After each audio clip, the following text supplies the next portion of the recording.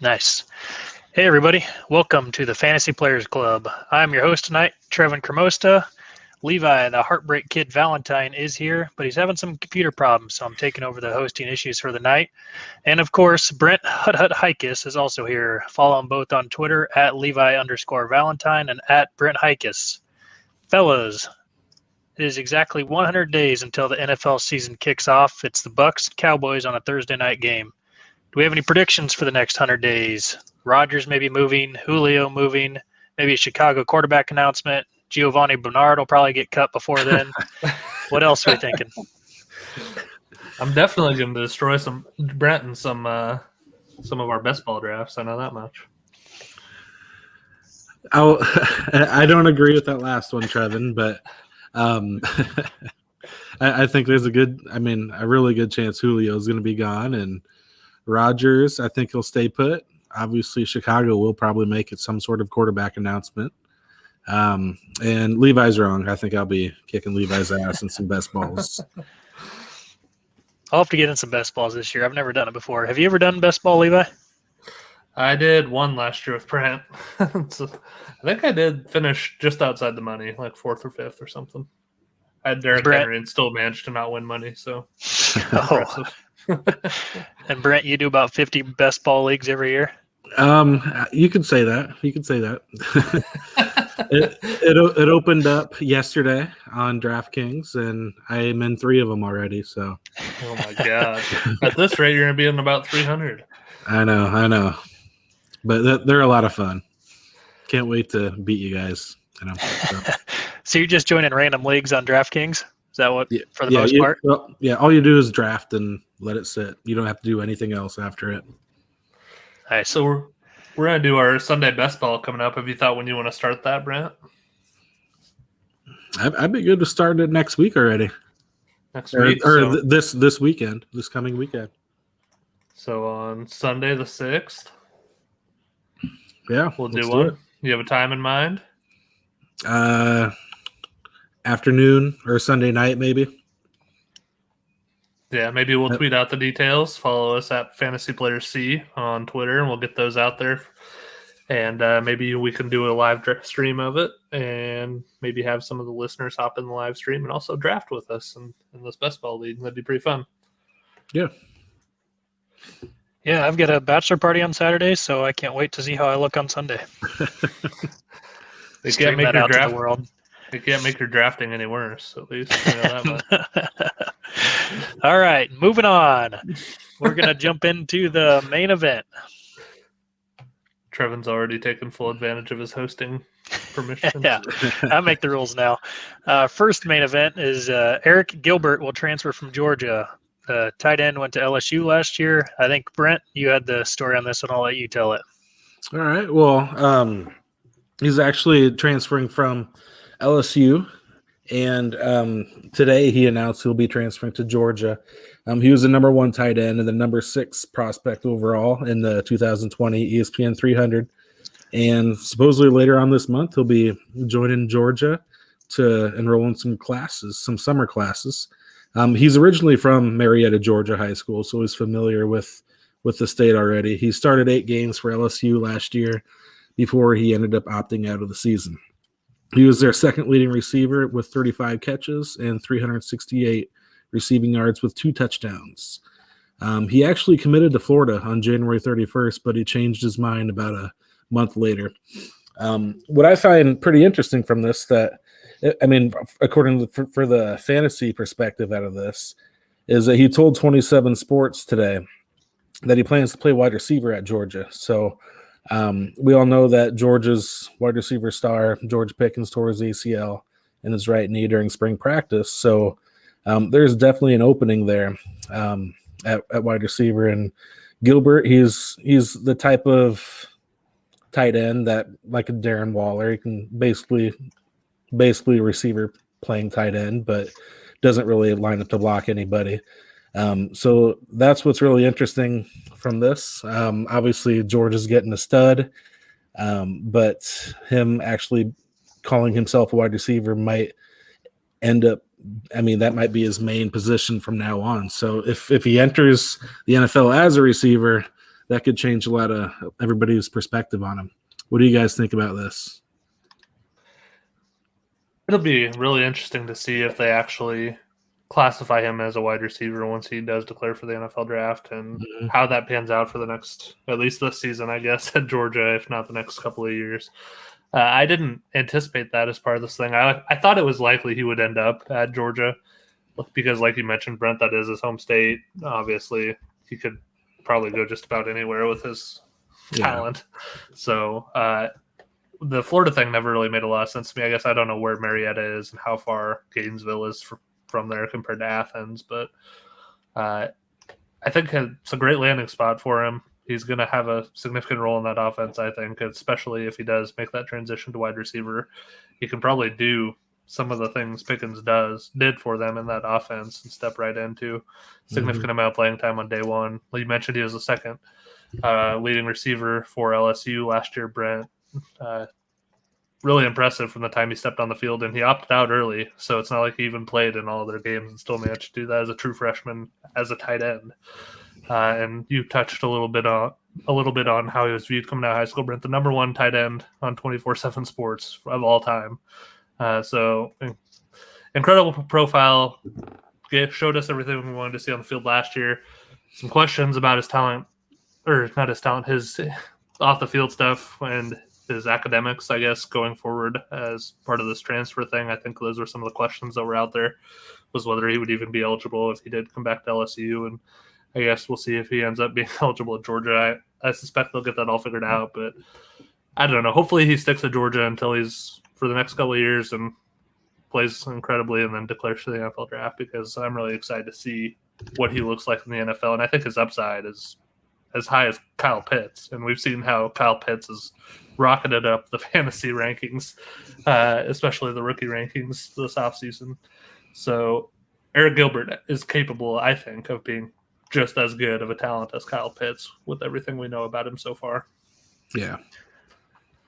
Have you guys seen these pass catchers that he's looking at joining at Georgia? They're going to have quite a crew there.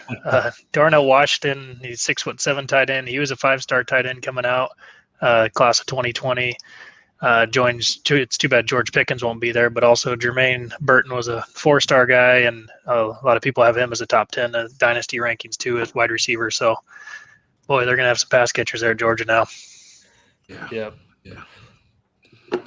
Yeah, that second one you mentioned, Trevin, I forget what was his name. I'm sorry, the receiver, the 4-star.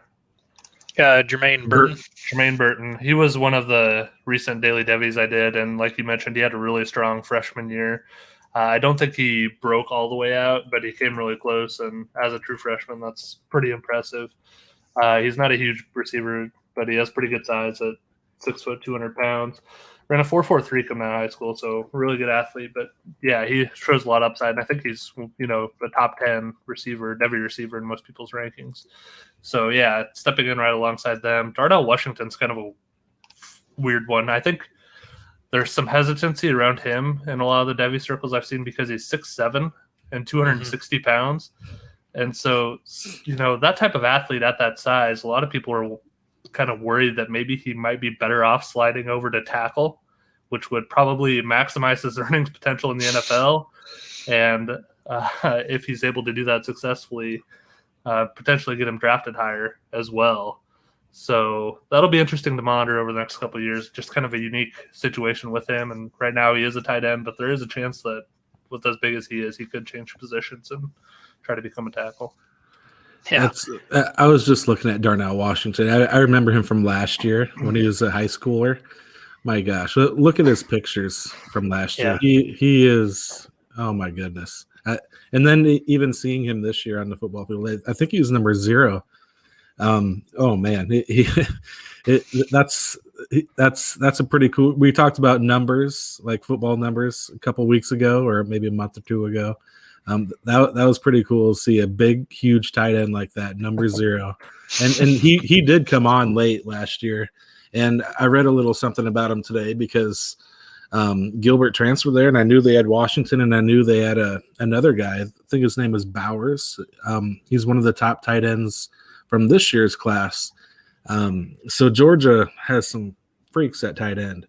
But Washington, they said that he rarely ever blocked anybody in high school, but he came to Georgia and he was actually a really good blocker. I mean, I'm sure it's probably pretty easy being 6'7", 260 pounds, and can run that fast. But oh man, Daniels has some good targets this year. It's going to be fun to watch that. Yeah.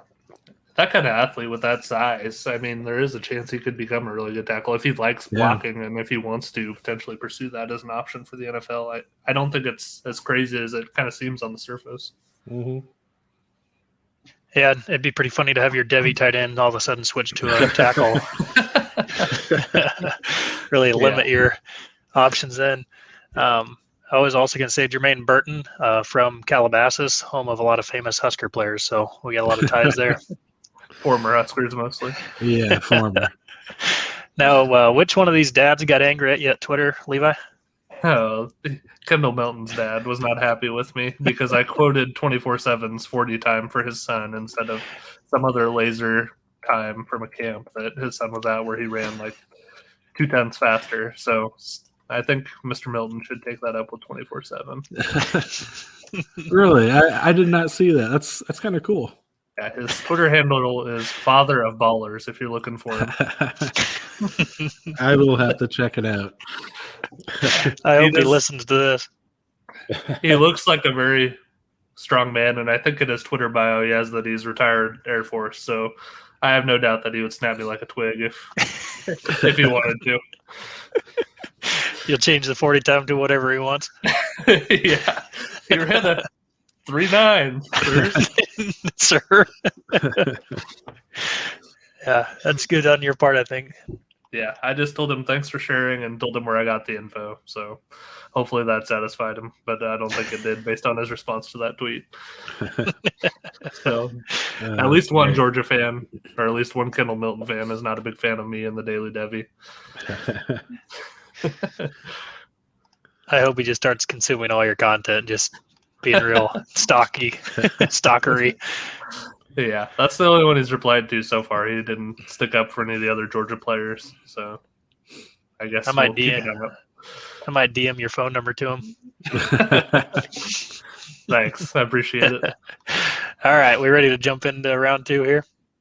Yep. So for round 2, I was going to ask you, I'm very new at Campus to Canton leagues and also Devy leagues this year, and you guys have a little bit of experience with it. So I wanted to get your pick your brains a little bit so I can beat you in these leagues that we're starting. Sounds good. So we'll teach you everything you know, but not everything we know. How about that? Perfect. So what's your strategies going in on drafting college players? How do you value them? I know that's pretty broad. Well, how much do you put into the years? Because college, the difference between that and dynasties a lot more years you hope than you're looking at for any of these Devy or Campus Canton leagues. Yeah, I'll start, Brent. Our Devy league, the only one I'm in is one Brent started in. The draft every year is combined rookie, Devy, and free agent.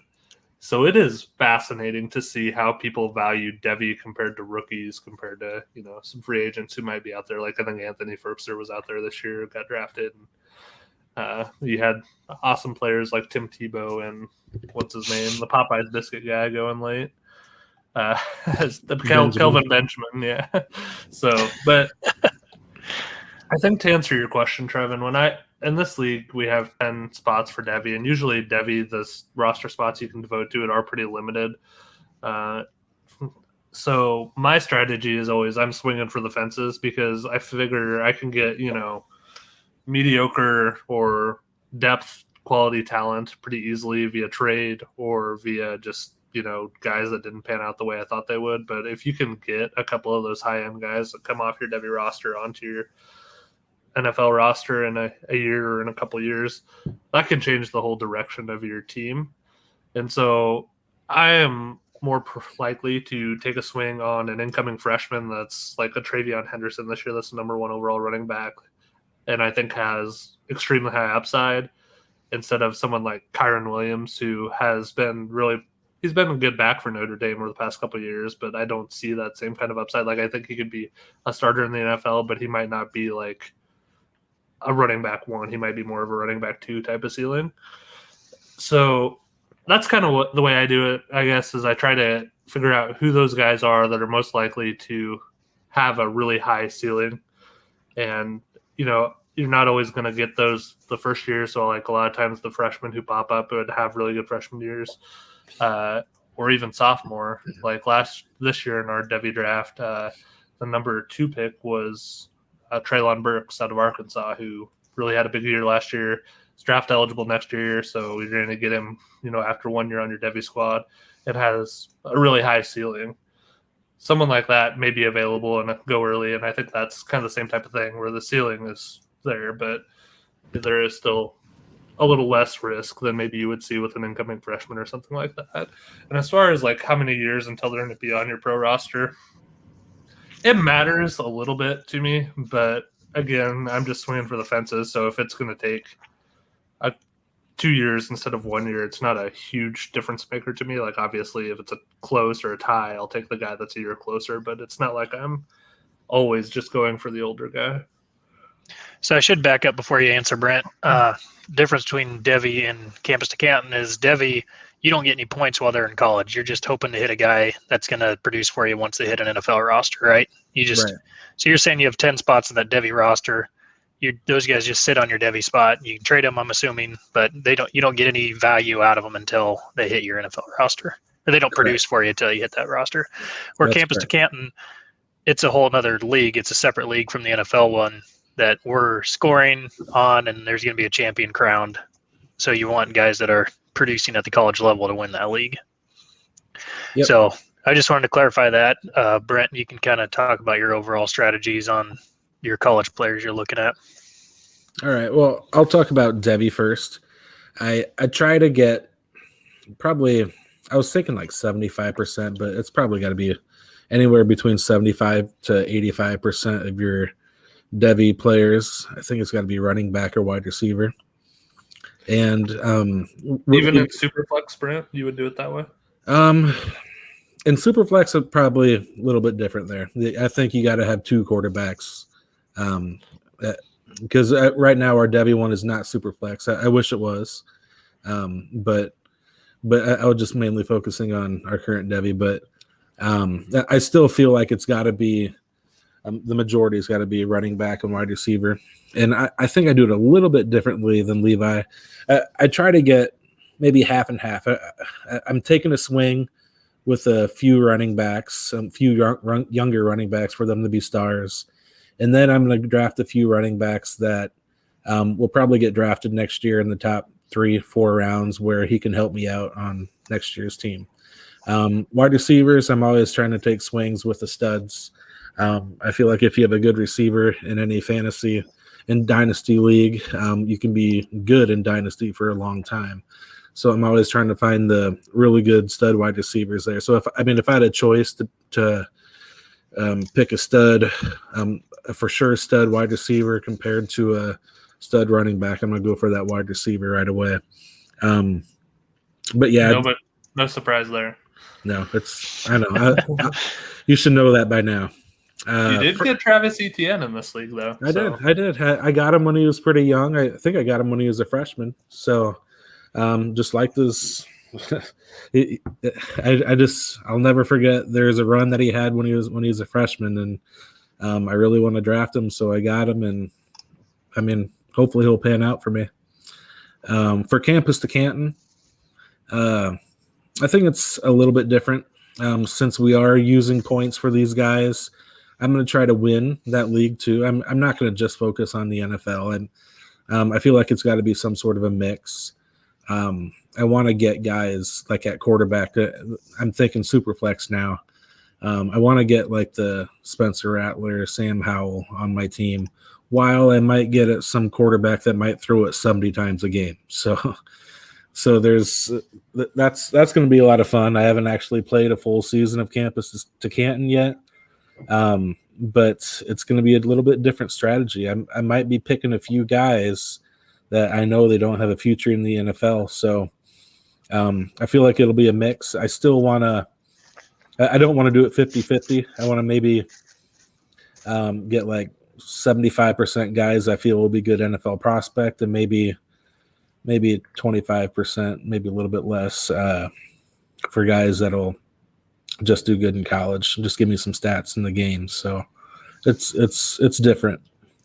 Brent, one of the things that I've kind of shifted my thinking on over the past year is cutting players who maybe I drafted and I don't see having a high upside and potentially getting drafted in the NFL, in the first few rounds.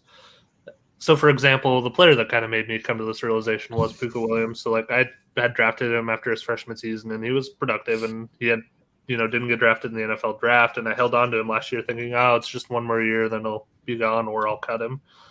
And I kind of, in hindsight, wish I had just cut him then because I do think he's going to have a role on an NFL team, but it's going to be an ancillary role. And it's, I kind of knew that from his size, like he's 170 pounds. He's never going to be a feature back.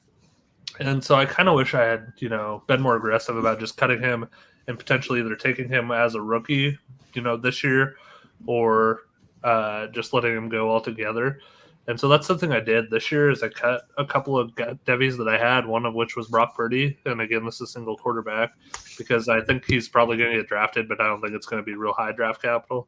And same thing with Candy Brooks. Like, I think he's good, but I don't know if he's going to be day one or day two good. And I took some flyers on some incoming freshmen that I think may have more upside.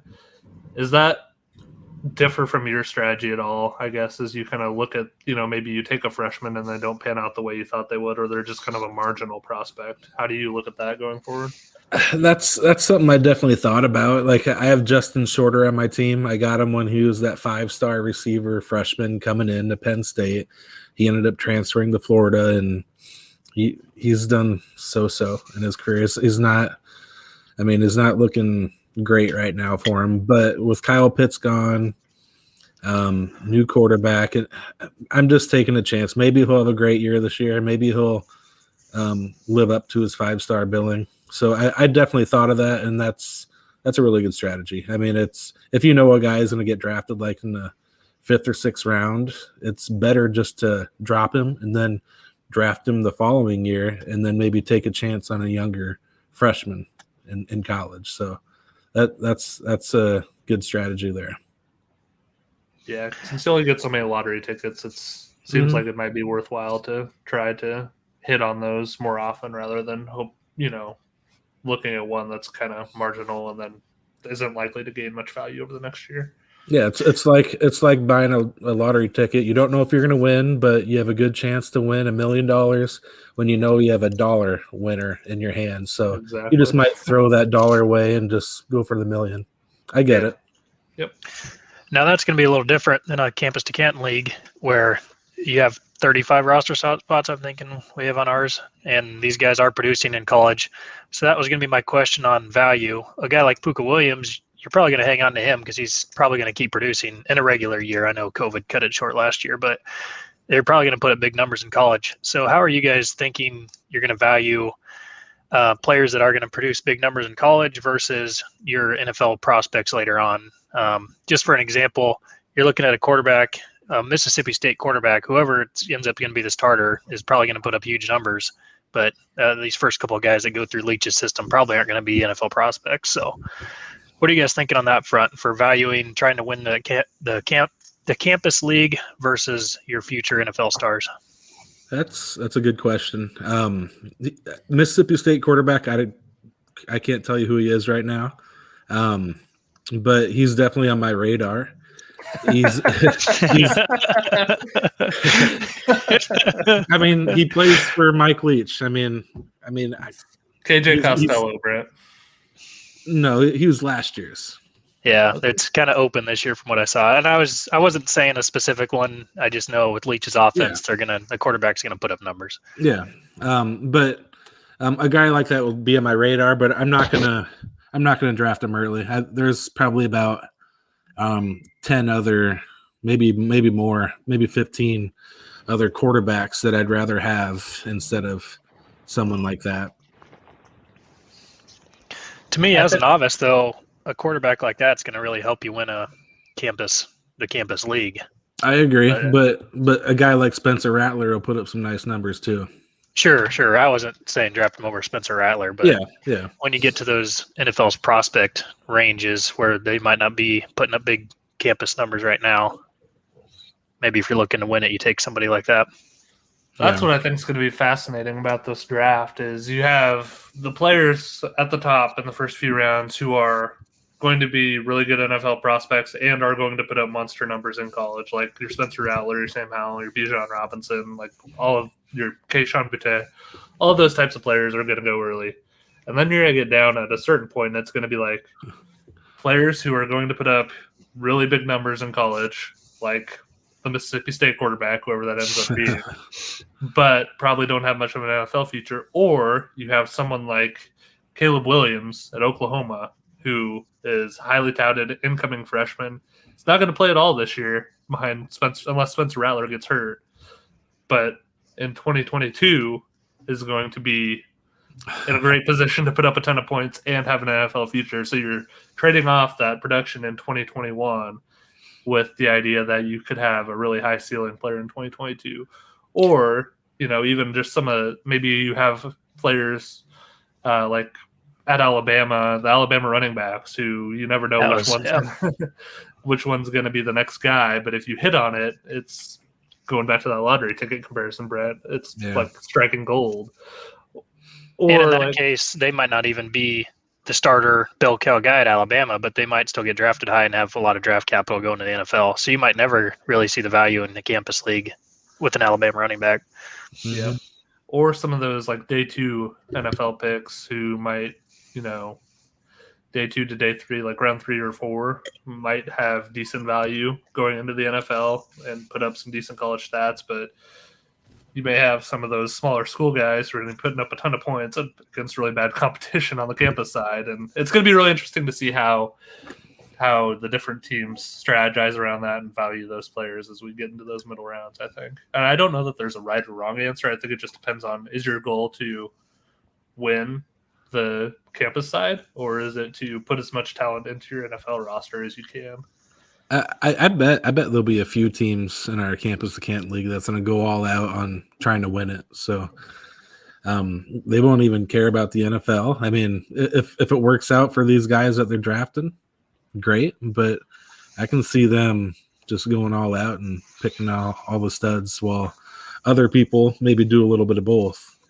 And if you're zagging in that way while everybody zigs, I mean, you can win $125 every year, get your money back and win $50, and you can probably be in contention every year too. Like if you're just taking a lot of those smaller school guys that everybody's passing on because they're going for the NFL prospects, your team could put up a ton of points without spending a ton of draft capital in that draft every year, and you could be one of those top 2, 3, 4 teams every year, especially if some of those other teams are going after just those NFL guys that maybe aren't contributing right away or at all or minimally for a couple of years. And just for our league, the payouts are the same, right? So there's no. Is it the NFL's more? The NFL is more, but if you win the college side, you do get more than your money back. So yeah. Kevin, to answer your question, the buy-in 75, the first and second in the NFL are 200 and 125, and then you get your money back for third, so 75. On the college side, you win, you get $125, and if you get second, you get 75, so you get your money back. Gotcha. So we'll move on to I know with you guys, when we talked about Devy's in the past, you kind of both advocated for not really rostering tight ends just because you only have 10 Devy spots. So you don't, and tight end's such a crapshoot for who's going to make it to the NFL. So you kind of both gave up on even trying to pick a guy in Devy and wasting a Devy spot on those guys. Campus to Canton's going to be a little different where you need to have a tight end spot to get points for that league. Are you just going to look for the highest guys and hope they also hit in the NFL? Levi, I'll let you take this one first. I think it's important to have a good tight end, especially in our league where it is tight end premium. So it's 1.5 points per reception for tight ends in the NFL. And on the college side, I tried to make the scoring match so it's easy for everybody. So I think in that scenario, it is valuable to have a tight end both on your campus roster as well as on the NFL side. trying to identify those players is kind of a crapshoot. Like right now, we think we have a few really good ones. We have Michael Mayer, Eric Gilbert, and Jalen Weidermeyer. It's kind of the top three that look really good, but it's just, I don't know, like trying to project those into the NFL. We thought David Njoku was this incredible prospect coming out of Miami. Like he was probably the most hyped prospect, kind of similar to Kyle Pitts when he came out, and he just hasn't panned out in the NFL. So it's just like, I think in Campus Canton you have to spend some draft capital on it, but it's hard to bank on unless you're getting one of those couple of prospects that we all think have both a college and the NFL upside. It's hard to really project it, I think. I think with what we've seen from Kyle Pitts this past year, I'm leaning towards we were wrong last year. But I'm still not there. I got to see Pitts at Atlanta for a year, see what he does, see if he can prove us wrong. But it was very tempting in the draft this year to pick. I love Michael Mayer from Notre Dame. He looks really good. He looks like not a little Gronk. He looks like Gronk. And obviously we talked about Gilbert. He's very good, but I'm close from changing my mind on this question. I did a lot of thinking about it the last couple days because we just had our Devy draft recently. So I still don't have a tight end on my Devy team, but for Campus of Canton, I mean, I'm looking at it totally different because they're going to help my college team. I probably won't be able to draft a guy like Eric Gilbert or Michael Mayer because I feel like somebody else will draft him ahead of me. But I'm still going to try to get a decent tight end that's going to help me out for my college team. It's just so hard. Like, look at TJ Hawkinson. Like, he was top 3 tight end in the NFL last year, but he didn't break out until the year he declared for the NFL draft. And that was with the Fant was kind of injured that year, wasn't he? So that was the only reason he even broke out then, I believe. I might be wrong on that. I don't remember that, but I remember Noah Fant being pretty upset. So I don't know if he was hurt. I remember Fant being upset that Hawkinson was getting more playing time than what Fant was used to. So I don't know if Fant was hurt, but that's 2 pretty good tight ends to have on a college team. But these guys just seem to come out of nowhere in Hawkinson's case and becomes a top 10 pick or whatever he was. So it's extremely valuable if you can hit on one, but it's hard. So I think you either gotta, if it were me, the more I think about it, it's like you either spend up for one of the top guys or you just throw a lot of darts late and hope that 1 or 2 of those guys pans out. Yeah, I agree. So the next question for you guys is, this is for me and also for anybody listening. What kind of websites do you go to find any type of rankings for Devy and Campus to Canton? What are some of your guys' favorites? Are you taking notes over there? I saw you. Yeah, absolutely. Well, here's one you can jot down for your notes, Trevin. There's a relatively new website. It just came out this offseason called campuscanton.com. And they have rankings for both the NFL side and the college side, and that's probably going to be one of my primary sources during the draft. So I'll just give you my playbook right now so you can start studying up. They have a really good podcast, too, that Austin and Colin do for their website. In addition to the rankings, they have a whole bunch of articles that they put out, and they have, I think, a Discord and some things like that you can get involved in if you want to. So I've really enjoyed their podcast and their website since I subscribed. It's like $30 for a whole year, Trevin. So it's really not too bad, especially if you're going to play in a league like this where you want to actually be competitive, and there's not a lot of options out there. That's the best one I know of for Campus Canton. If you're looking more broadly for Devy, Brendan Lejeune has a Devy dashboard that has like his top 100 players, and they do like film reviews, and I participate in their Slack channel, and I've really enjoyed that. So I think that one's $20 to join. That's probably more Devy focused as opposed to Campus Canton.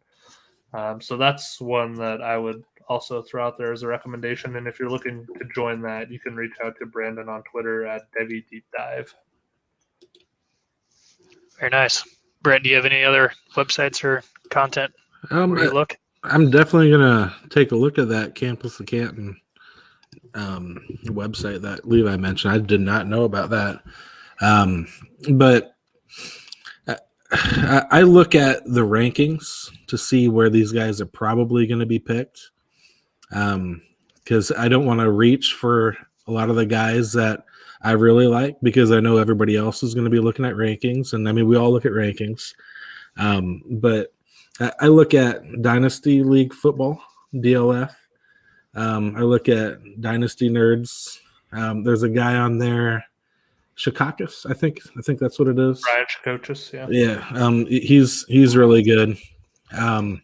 Another thing that he doesn't rank them for Devy at all, but he ranks them as possible NFL prospects is Phil Steele's magazine. I really enjoy reading his magazine. He goes really in depth on every single team, and he has lists upon list of players. So I really enjoy, but the only problem with that comes out like in late June, early July. So if you already had your Devy drafts or Campus of Canton drafts, it's not going to help you much. But that's what I like looking at. Yeah, Brian Shikakis is at Dynasty Tools on Twitter, and he's kind of like, I don't know if he created, but he's kind of considered like the godfather of Campus Canton, Trevin. And he, until recently, was on the Devy Happy Hour podcast, which I thoroughly enjoyed him on and wish he would come back. But it sounds like he's a teacher and had, with the COVID year, just a ton of extra work. And so he hasn't been able to do that. And I think he might be potentially done podcasting just because of those time constraints. But definitely a great follow on Twitter. He's actually the one who wrote the bylaws template that I used to create our Devy League. Really? Or our Campus Canton League. Yeah. So, and Brent, I don't remember what site you said. And according to his Twitter bio, he's on Dynasty Nerds, is who he writes for. Yeah. So, yeah, he's a really good follow on Twitter as well. The Devy Happy Hour is still a really good podcast. They have Skip Newton and Matt Jackson, I think is his name, are the two other hosts. And I really enjoy that one as well. They talk a little Campus Canton on there, but they talk a lot of Devy. So that's another podcast that I would recommend, Trevin. And then, Brent, have you ever checked out the Devy Watch guide that they publish or their website? I haven't either, but I know a lot of people like that one as well. I think it's $20 or something for the guide, and if you want the year-round membership to their site, it might be $50 or something like that. So I'll have to check it out. Now, I did just wanted to go through the tight end rankings on 24/7 Sports for some of the older tight end class. We're just saying now it's kind of a crapshoot. 2018, Brevin Jordan was the number one tight end who did get drafted this year. Was number 3 kind of overall in fantasy for dynasty leagues. Jeremy Ruckert at Ohio State was the second tight end. He's still pretty high on Campus to Canton rankings right now. Luke Ford, who went to Georgia at the time, has transferred to Illinois. Zach Kuntz, who was... Are you sure that's how it's pronounced? Kuntz. I don't know. How else do you say it? Kuntz, maybe? I don't know. Anyway, he signed at Penn State. He's transferred to Old Dominion. 2018, number 5 tight end was Kyle Pitts, who most look at as probably the best tight end prospect since Vernon Davis, maybe. So, yeah, you probably weren't drafting him and Devy until last year. So, yeah. And Brevin Jordan gets drafted in the 6th round or something like that. Yep. So, yeah. Good luck scouting your tight ends out there, I guess, is what we're saying about all this. Oh, so something else I learned during our Devy draft last week. You remember my tight end, Grant Calcaterra from Oklahoma? Who retired? I guess he came out of retirement and ended up transferring to Auburn. Yeah, except I think he did not end up staying there. I think he's like SMU or something now. Oh, really? Okay. Yeah, he was going to transfer to Auburn, and then I don't know what happened, but that fell through. And he's now at SMU. Okay. Well, I'm glad he's giving it a try again. So Yeah, he took a season off, and now he's going there, I guess, to try to play one more year at least and potentially go to the NFL. Mhm. The other thing I would just throw out, we've mentioned it in the past, but I'm doing those daily Devy profiles on Twitter. Oh, So damn if it. you don't, Yeah, I was going to make a joke that's where I'm getting my information. if you don't follow me, I think there's some valuable information there. Mhm. At Levi_Valentine, and then at the end of the off season, I'll publish just probably like a PDF or something with all of them in there, so anybody who wants can flip through them throughout the year. And Trevin, I do look at 24/7 Sports a little bit, like especially for incoming freshmen for Devy. That's not a bad place to start. When they have all the verified testing results, they have obviously the composite rankings, and I mean, you can listen to some of those podcasts and they'll talk about film or whatever and who they like a little bit better, and go watch some of their film yourself. It's kind of hard to scout film for high school kids if you don't really know what you're looking for, and the level of competition and all that's always kind of a big question mark for me. But you can at least take a look and see if there's anything that sticks out to you. So I think that's not a bad place just when you're looking at freshmen to go. Yeah, to start. definitely for if you're looking at freshmen. I like the composite rankings because what it does is just basically combines all the like ESPN and Rivals and its own. It has its own rankings. Is that my Alexa talking? Sorry, She wants think to so. chime in here on 24/7. But I like 24/7. But if I was to pick a recruiting site just to look at individually without looking at composite, it'd be Rivals.com. That they have really good rankings too. So you definitely need to look at that when you're doing Devy and Campus to Canton. Yeah. And the other thing you want to do is do your research. Lavoisier Carroll, I think was his last name this year. It's an incoming freshman who was recruited as a running back to Georgia, I believe, and he has switched to linebacker. So probably not going to help you a lot in your Devy leagues if you're taking somebody like that. And I think, Brent, there was also a player who got taken in our draft this year who I think switched from wide receiver to tight end. G Scott from Ohio State. I don't know if the person who drafted him realized that, because they listed him as receiver when they selected him in our chat. So you gotta keep an eye on some of those things a little more in college than maybe you would in the NFL. Yes. There's been plenty of times where like, oh, I like that guy, and then all of a sudden I do a quick Twitter search. He's either, like a bad injury or he got kicked off the team or suspended, and then so there's things you gotta look at, because you could be looking at rankings from like 2 months ago, and a lot has changed in 2 months. So yeah, always do a quick Google search or a Twitter search of that guy's name before you actually make the pick. Definitely. Yeah, Lavoisier Carroll was the number 8 running back in the class, and he's switching to defense. It looks like he might be a defensive back. I don't know if he's playing linebacker or DB, but either way, he's not helping you unless you're in an IDP league at this point.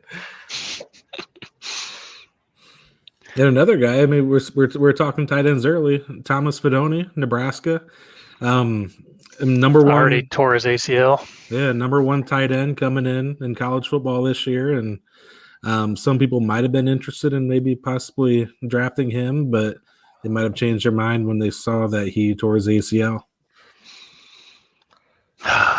We can't catch a break here at Nebraska. I know. All right, so we might do more of these rankings later, but I just want to get both of you, what's your top 3 on quarterbacks for Campus Canton right now?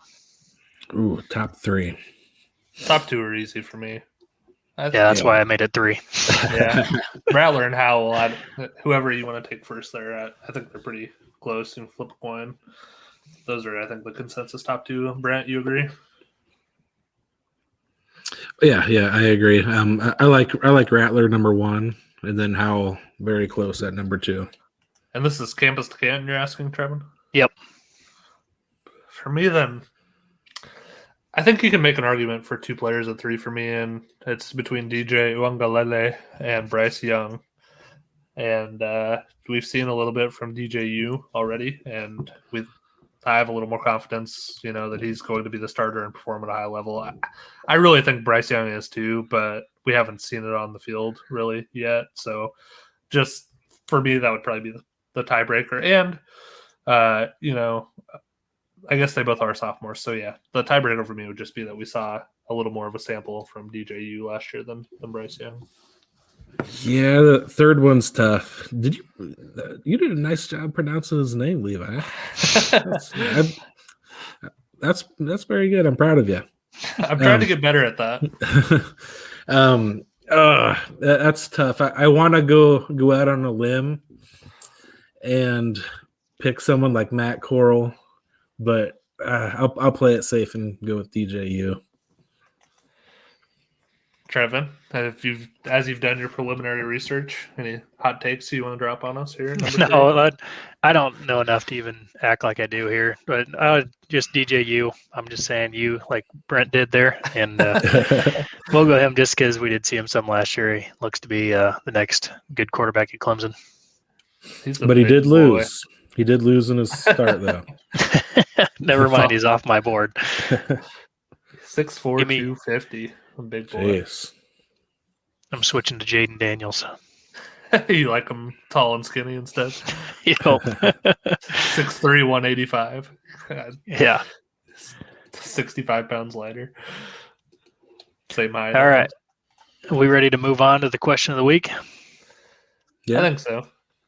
All right. So I came up with the question of the week today. It's kind of a rabbit hole I've fallen down a couple times. I want to give you guys some NFL players, and you tell me or guess what their real God-given name is. How's that sound? Sounds great. All right, we're going to start because he's in the news. Let's go with Julio Jones' real name. Juan. Brent, any guesses?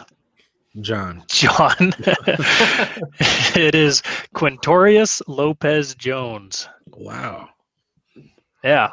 It's always funny that we've Julio? never. It's just a nickname he got in middle school from his mom. And so then he started going by Julio. Of course, all the recruiting services would list him as Julio. So, and in high school at track meets, he'd go by Quintorius. That way it would avoid some attention when his name was looking like he's going to run at a track meet. Oh, yeah. I'm sure nobody knew who he was. Yeah. Poor freak out there running faster than all the other kids. Big dreadlocks. That Quintorius guy kind of looks like that Julio going to play football at Alabama next year. From the same school. All right, we got some AJs here. AJ Brown. You guys know what that is? Arthur Juan. That's correct. Correct. Yep, Arthur you're Juan? right.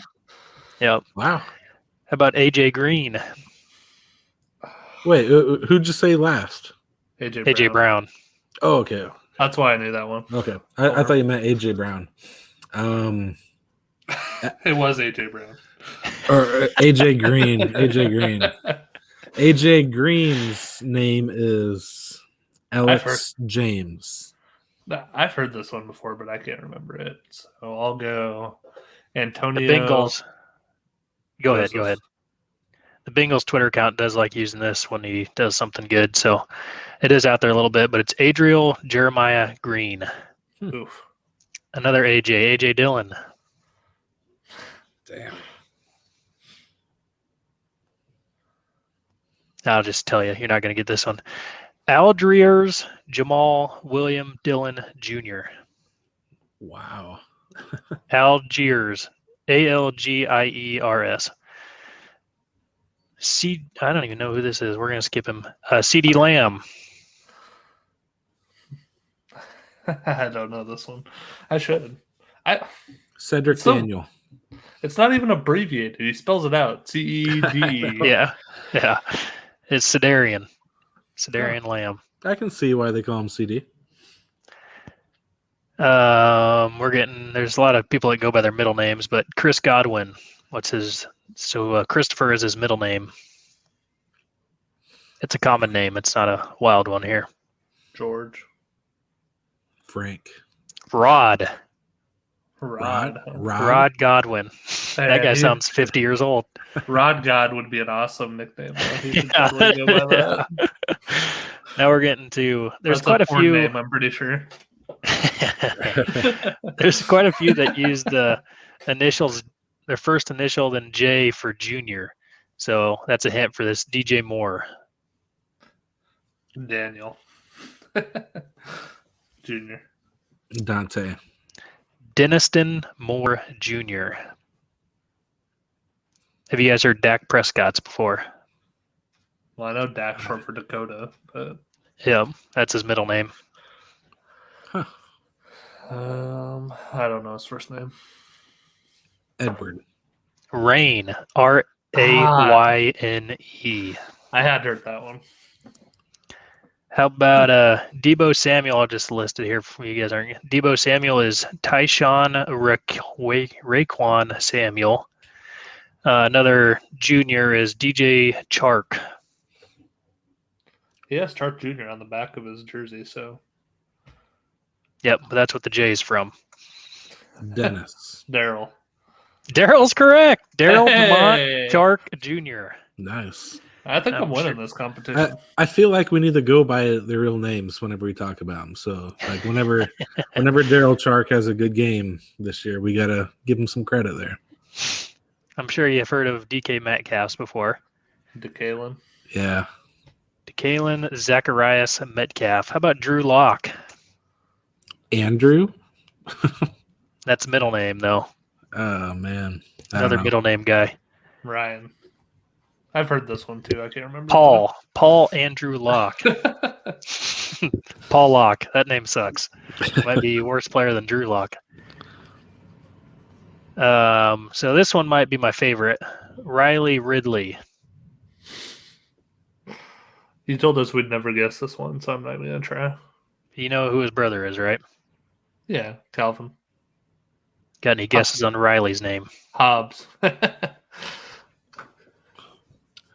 No, I don't know. It's also Calvin. They're both named Calvin Ridley.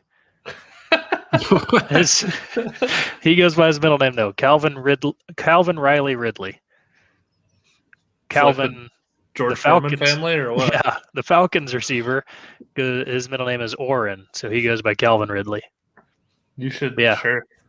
You know the George Foreman thing, don't you, Brent? Mm-mm. I'll look it up here. Trevin, you got any more? Yeah, we're getting to. Do you want to hear my favorite one now?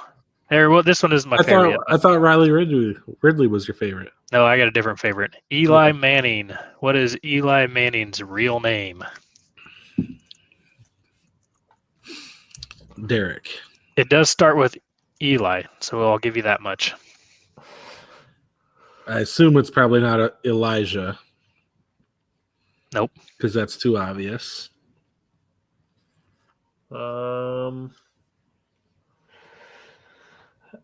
Ellinger. And this came up when the Giants drafted Eli Apple. Eli Manning kind of joked, I guess I got to go by my real name now. Is it Eli Apple? No, no. So Eli Manning's real first name is Alicia. Elisha. Can you believe that? Are you kidding me? No. I've looked up in multiple places just to make sure. I couldn't believe it. Oh my gosh. Archie, that was mean. Yeah, but it's got to be a family name or something. That doesn't make any sense. Oh, geez. Save it for a daughter in the family. Man. Yep. Is that all you got, Trevin?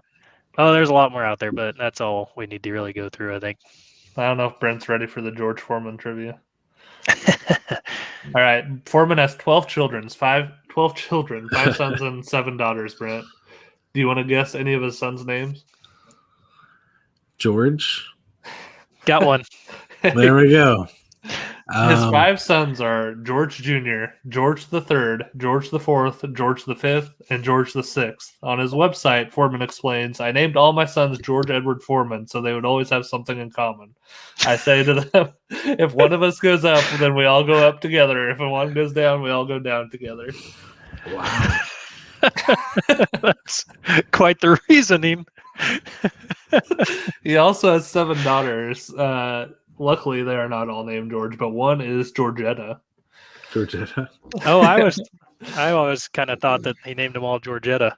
This says Natalia, Leola, Frida, Mishi, Georgetta, Isabella, and Courtney. So It's a he was wild a little. move.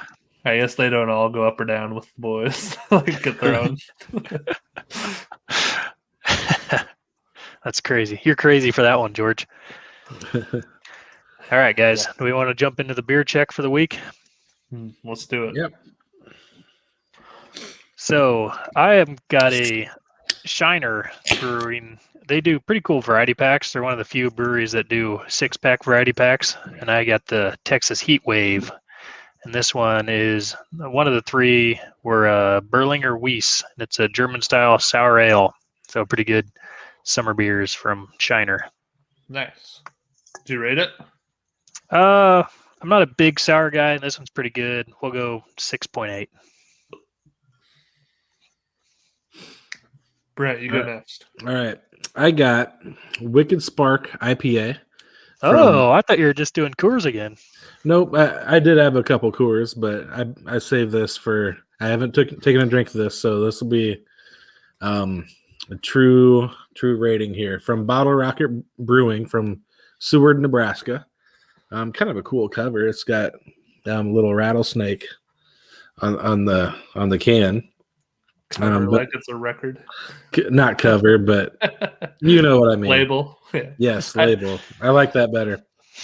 I had to shame Brent into this for the listeners. He was drinking a Coors when we got on, and I said, "You drinking something else this week?" So he went and grabbed this. So let's hear it, Brent. What's the rating? It is not too bad. I'll give it a 7.6. Nice. Very nice. I have Samuel Adams Summer Ale. This is a new one for me. I was in the variety pack from Costco that they had Samuel Adams, so their summer variety pack. It's a citrus wheat ale. First time ever having it.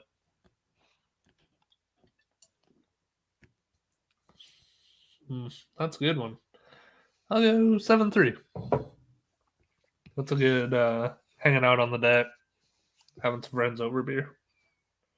Mowing the lawn. Mowing the lawn. My favorite beers. Before we go, we had a couple comments. Alex Johnson thinks we ought to stream on Twitch. I don't know how many fans we have on Twitch, but we could shoot a shot. Would he rather watch us on Twitch? I guess he's watching on Facebook right now. He also said, I know this is off topic, but how about the NBA playoffs and not the crazy fans? The Bucks and Nets should be a hell of a series. Huge fan here. I recommend mustaches for the panel. Your reaction to that, fellas? He thinks we need to have mustaches? Is that his suggestion? It sounds like it. Oh, all right. No, I'm a big fan one of later NBA. on. Yeah. I've been watching a lot of the playoffs. These late games are about killing me now, and they end at 11:30, 12 o'clock sometimes, but I've been watching as many of them as I can. Yeah, maybe we can talk about that a little more later. Yeah. I just hope my large adult son wins the title. Don't we all? Yep. Who's your large adult son? Jokic. Oh, okay. He's pretty good. Yeah, I love him. All right, guys, we got anything else before I wrap it up this week? If you're not in the Devy League yet, go join one or Campus Canton. They're a lot of fun. They definitely make you a better Dynasty player, and they're give you a good reason to at least box score watch college, if not actually watch more games. Yeah, I'm excited to get this one started. All right, guys. Thank you for being a part of the Fantasy Players Club this week. We're going to stay at Tuesday night. So on behalf of the Heartbreak Kid and Hut Hut, this is Trevin Cremosta signing off and wishing you a great week. See ya. All right. How about those fans throwing stuff at the players? This madness. I don't know what's going on. Yeah. Go a whole year without fans in the stands, and we come back and we have these idiots. That Trae Young might have got spit on. That fan last night ran onto the court and jumped up and was touching the backboard. Yeah. Crazy. How about that tackle by that security guard? Yeah, really planted him. Yeah, I did. Usually they look totally incompetent when they're trying to wrangle those people getting on the field or the court. That guy deserves a raise or something. Yeah, he was ready for it. Been waiting for that moment all his life.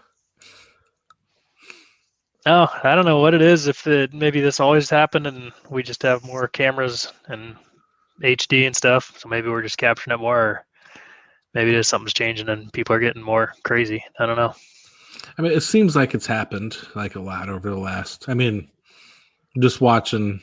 I mean, not just in the NBA though, but I mean, if you remember, like Nebraska playing Colorado, way back in the '90s, there was stuff getting thrown around on the field all the time at the players. I don't know. It's.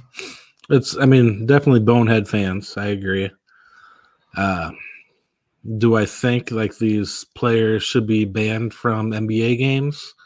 Or Fans, not player fans? Do I think these fans should be banned? Yeah, probably. I don't think they should be hit with some huge. I don't think they deserve like it's not assault with a deadly weapon.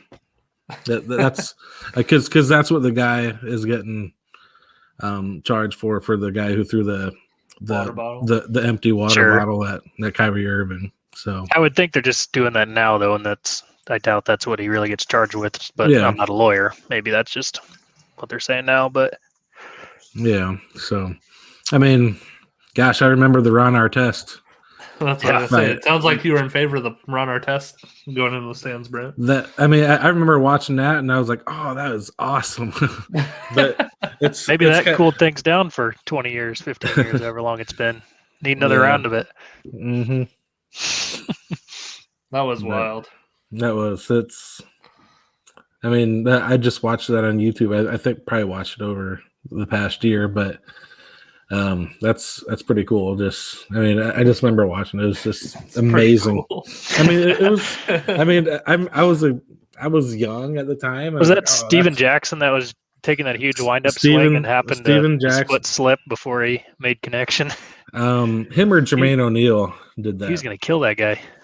Yeah. Can you imagine if they just picked one of those people up and slammed him like on those seats or on that cement? I don't know if you guys. I think it's on Showtime, but Ron Artest has a pretty good documentary on. I think it's on Showtime. It's definitely worth watching. Nice. I'm surprised we haven't seen that happen more often, honestly. With some of the crap they have to put up with. I wonder if, like Russell Westbrook, after that guy threw the popcorn on him, if there wasn't anybody behind him, I wonder if he would have ran up there and did something. Yeah. Football, it's always great when the players tackle him or they just smoke him. Yeah. Oh, yeah, when a guy goes on the field. Yeah. What's the worst thing you guys have done at a sporting event? I'm never close enough for it to matter, so mostly just yell. Probably just drank. I don't know. Drink alcohol. That's about it. Other than Husker football, though, and basketball, I guess, to some degree, in college, I was never really that. I mean, it was still pretty tame, but, nothing egregious.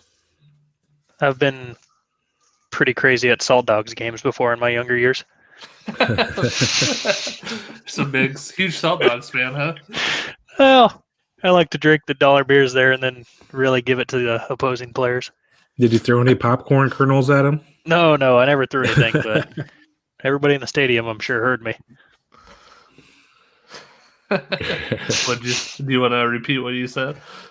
Oh, no, I was just telling them they are bad at baseball, and it's not like I was saying cuss words, just saying their moms are disappointed in them and stuff like that. I'm trying to really cut deep. Yeah. Now, Salt Dogs, was that like a AAA? Or no, it's unaffiliated. Not affiliated? Okay. Yeah. Omaha had a team, though, right? Or they still do?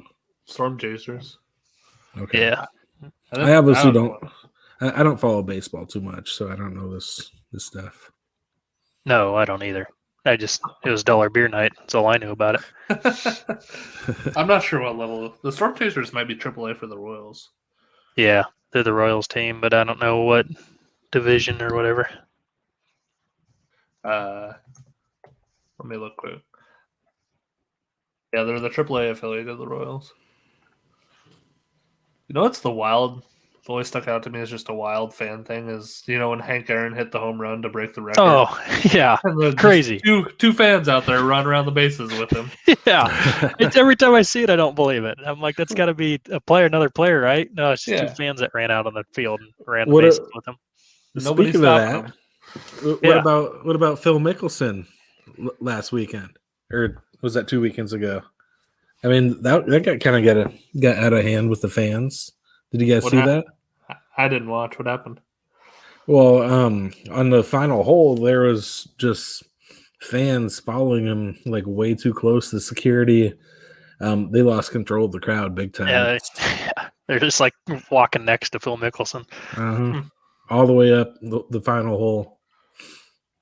What's crazy about the Hank Aaron thing to me is just at that time, I think he was getting a lot of like threats and probably death threats, especially like racially motivated, just given the era and the fact that he was a black man breaking a white man's record and all that stuff. And still, like, two white fans were able to run onto the field and get right up next to him and could have done anything. Like, they're just giving him high fives as he's like he just broke the record. It's going to be the video of all time, and it always has these 2 white random fans running next to him. Yeah. Thank God it went that way, but man, it could have been terrible. That's crazy. I think that's the ultimate, like, that's the one I always think of when, that and the Artest thing, or with like the ultimate fan, like fans in sports, the moments I always think of when fans are on the field or, the players and fans interacting. I really can't think of anything that compares to the Hank Aaron one off the top of my head. There's the Stanford Cal, the band is on the field thing, but that's a little different. Sure, yeah. Yeah. I guess they're at least school affiliated, though. Yeah, they thought the game was over. It wasn't like they just ran out there to be on the field. The band is on the field. He's going to score. Just runs over that tuba player. Yeah.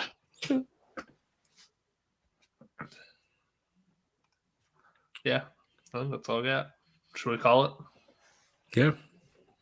Yeah, I was trying to think of some more fan interactions one, but I can't. I couldn't think of any more anything that stuck out to me.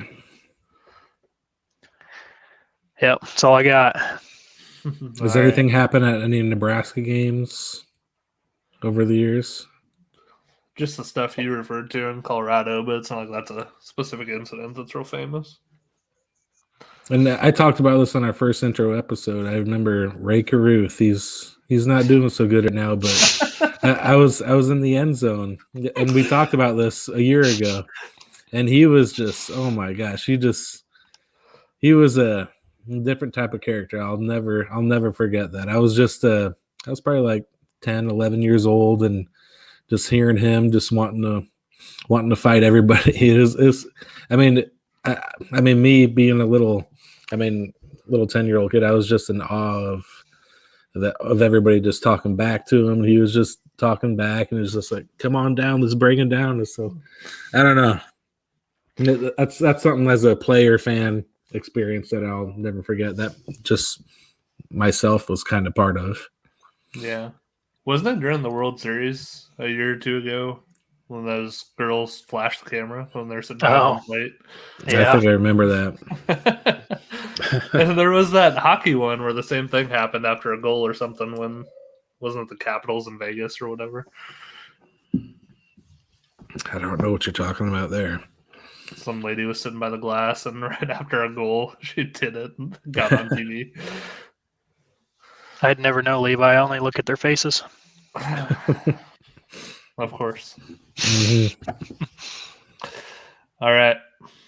We probably should have called it before that, but you guys ready? Yeah. I'm good. All right. Have a good week, everybody.